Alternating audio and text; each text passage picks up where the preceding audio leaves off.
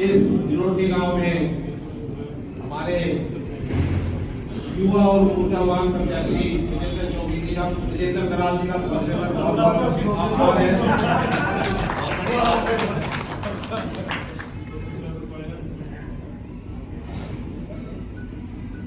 विनोदी गांव शुरू से भारतीय जनता पार्टी का समर्थक रहा है और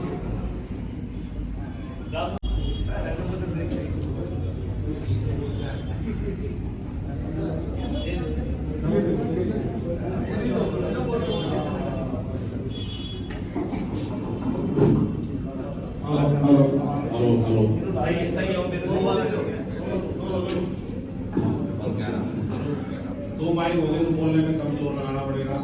लंबा समय है, लगातार बोलना है, लोगों के पास जाना है। तो गजेंद्र की तरह हमारा गला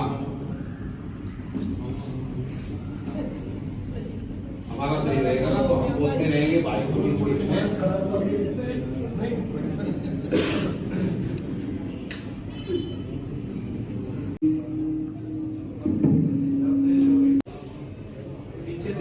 देश में एक आंदोलन चला था कांग्रेस के खिलाफ।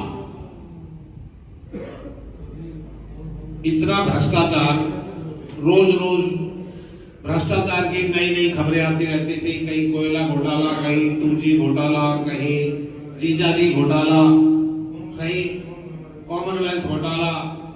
कांग्रेस की सरकार थी और कांग्रेस के नेता उनकी सरकार के समय में ही जेल जा रहे थे।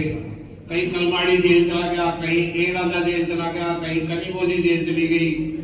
तो इतने सारे उस भ्रष्टाचार के विरुद्ध अन्ना हजारे जी ने आंदोलन किया और उस आंदोलन से एक नई पार्टी दिल्ली की सत्ता में आई।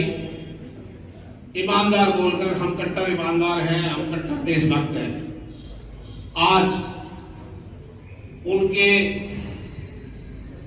मुख्यमंत्री, उप मुख्यमंत्री, स्वास्थ्य मंत्री, उनके MP, उनके MLA सब जेल होकर आ गए।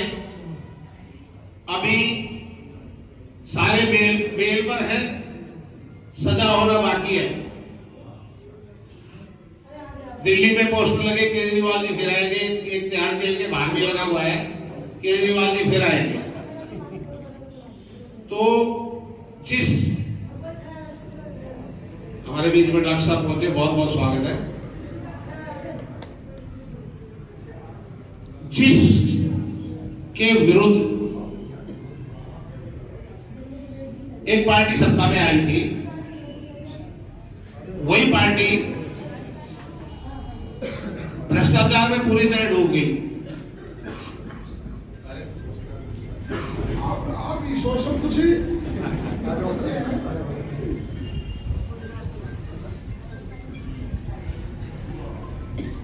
देखो, चिंता करने की और काम करने की बात है तो भारतीय जनता पार्टी से आगे कुछ नहीं है। आज देश में जिस प्रकार से विकास हो रहा है, दिल्ली से बाहर निकलो तो सड़कों का ऐसा जाल, फ्लाईओवर का ऐसा जाल पूरे देश में फैल गया कि कुछ समय नहीं लगता। हरिद्वार से सिक्कू बॉर्डर तक 2 घंटे और सिक्कू बॉर्डर से नीलोटी तक 2 घंटे लगे हैं।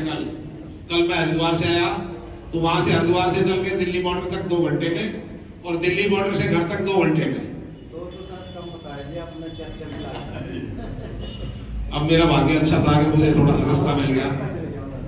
तो रास्ता दिल्ली में चलने के लिए है नहीं, सड़कें सब टूटी पड़ी है, स्कूलों की छुट्टी हो जाती है पॉल्यूशन की वजह से।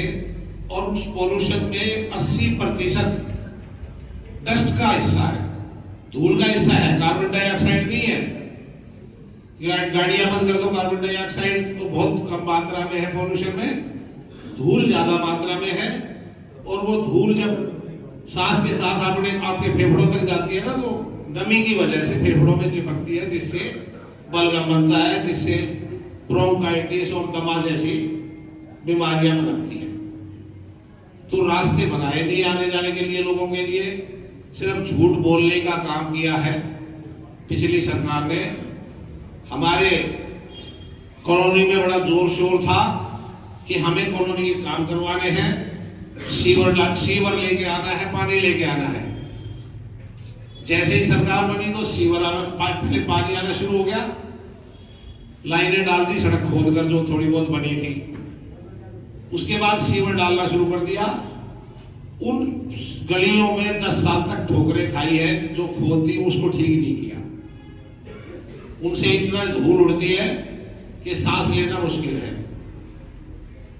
आप लोग भारतीय जनता पार्टी के पक्ष में पूरी दिल्ली अपना मन बना चुकी है, क्योंकि काम, अब नीलोठी गांव की अगर बात करें तो ये आपके सामने सड़क है, बनवाई तो इसमें कुछ कमी रह गई थी, नीचे रह गई, पानी भर गया था तो हाथों हाथ दोबारा बनवाई।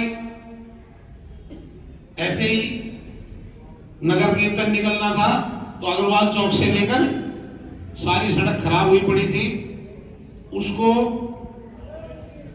रातों रात नगर कीर्तन निकलने के लिए तैयार करवा के दिया।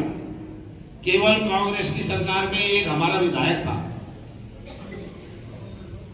और रास्ते की बात करें तो अग्रवाल चौक से एक छोटा सा रास्ता था आने जाने के लिए, उस पे भी पानी भर के स्कूल टाइम में निकलना आना जाना मुश्किल था। तो दूसरा रास्ता स्कूल के साथ से पेड़ कटवाकर बड़ी मुश्किल से निकाला, उसी रास्ते से आज लाइन है कॉलोनी की। ये 50 फुट का रोड हो, बड़े नाले के साथ में दूसरी तरफ रोड बनवाना हो, स्कूल 10वीं से 12वीं क्लास तक करवाना हो, स्कूल में कॉमर्स और साइंस शुरू करवाना हो, ये सब भारतीय जनता पार्टी के हमारे कार्यकर्ताओं ने, हमारे नेताओं ने करवाया।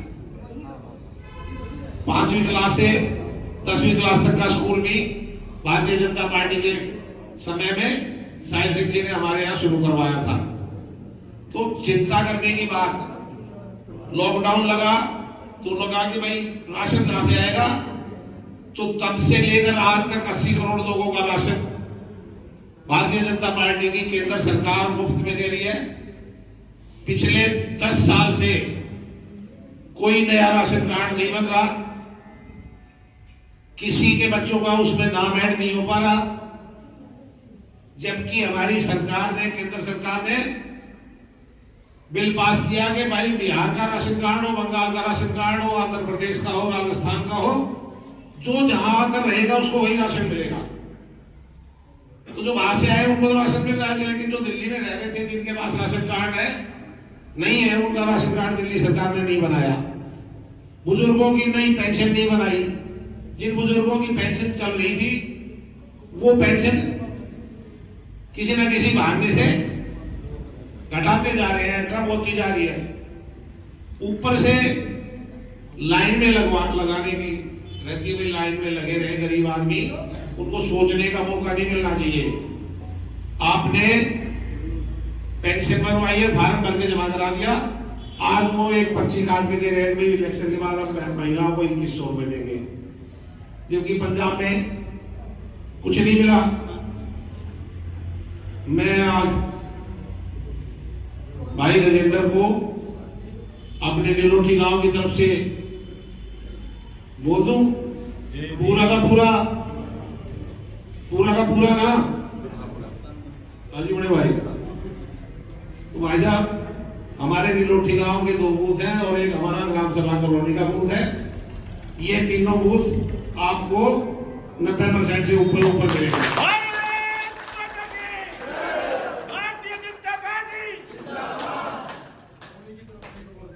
और आज देखो, आज गांव के लोग तो यहाँ बैठे हैं, जिन्होंने हाँ कर दी, उनकी ड्यूटी है कि जो नहीं पहुंचे हैं उन तक ये बात पहुंचानी है गांव के लोगों को। और बाकी कॉलोनी के लिए हम सारे बंद पड़े, हमेशा शिवर के मुंह ने खुले हुए आगे सारे कॉलोनी तो हमेशा बीजेपी के साथ ही चली है।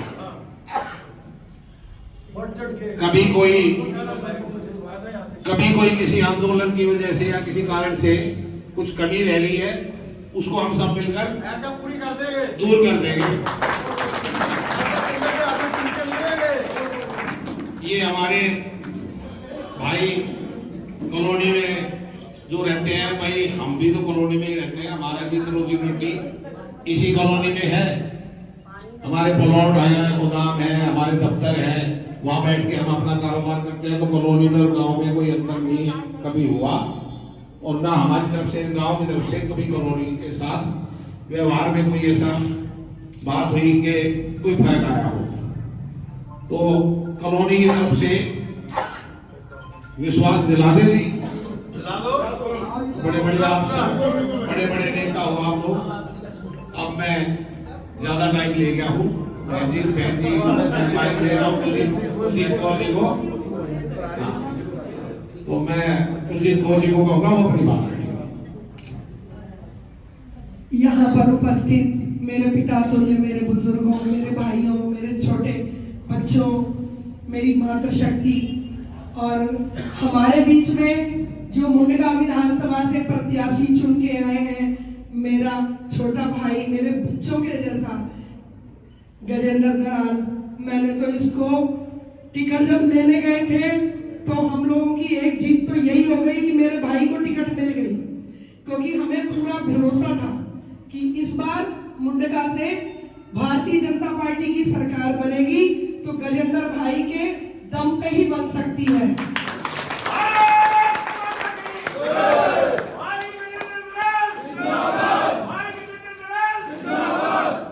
बहुत भाई हमारे टिकट मांग रहे थे, पर हम लोगों का सबका एक ही विचार था कि अगर भाई गजेंद्र दराल को टिकट मिलेगी तो हमारा गांव, हमारी कॉलोनी, हमारे भाई सब एक हो जाएंगे और हम अपने बेटे को, अपने भाई को जिता के लाएंगे।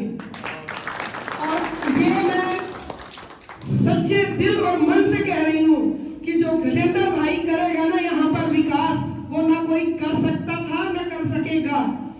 2008 में मनोज शौकीन जी यहाँ से विधायक थे, वहीं के किए हुए काम आज तक है। 10-11 साल में कॉलोनी में आप चल नहीं सकते, नरक में डूब गई हमारी कॉलोनी, गंदे सीवर, नालियां गंदी, हमारे गांव में कहां पर कोई विकास नहीं। आज हमारा भाई, हमारा बेटा हमारे साथ खड़े होकर हमें भरोसा दिला के आया है कि एक बार मुझे मौका दो, मैं यहाँ पर बदलाव और सुधार अपने सांसद जी के साथ मिलकर करूंगा और हमारी कॉलोनी, गांव एक इतना सुंदर हो जाएगा कि लोग आने में आज